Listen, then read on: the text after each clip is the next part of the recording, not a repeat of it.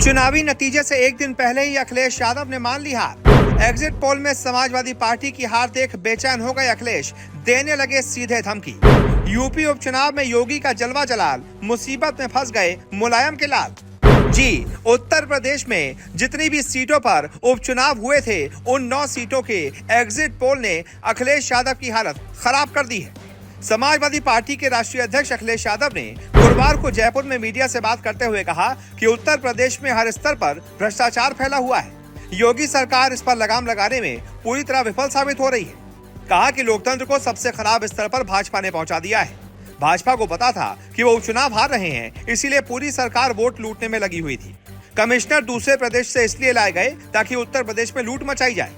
उत्तर प्रदेश में तैनात कुछ अधिकारी राजस्थान के हैं जो यहाँ से कमाई कर लूट का पैसा राजस्थान में निवेश कर रहे हैं। ऐसे अधिकारियों के बारे में सबको पता है और समय आने पर सबका हिसाब होगा।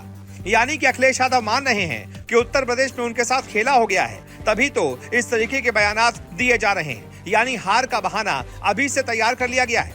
नहीं तो अगर जीत का कॉन्फिडेंस होता तो अखिलेश यादव अभी से हार का बहाना न तलाश रहे होते। उन्होंने आगे कहा कि उत्तर प्रदेश का चुनाव आप सबने देखा, ऐसा चुनाव किसी ने नहीं देखा होगा जैसा चुनाव हुआ। भारतीय जनता पार्टी की घबराहट यह है कि वो 9 की 9 सीटें हार रही है। उसी का परिणाम है कि उन्होंने वोट को लूट लिया, दबाव बनाया और प्रशासन को लगा दिया। सबसे ज्यादा अधर्मी अगर कोई है तो वो भारतीय जनता पार्टी है। अब बताइए, अखिलेश यादव अगर इतनी गालियां भारतीय जनता पार्टी को दे रहे हैं, उसके पीछे आप उनकी बौखलाहट समझ सकते हैं। कोई नेता हार से बौखलाएगा तभी तो ऐसे बयान दे पाएगा। नहीं तो अगर अखिलेश यादव को रिपोर्ट मिली होती कि जीत उनकी हो रही है तो इस तरीके के बयान नहीं आते।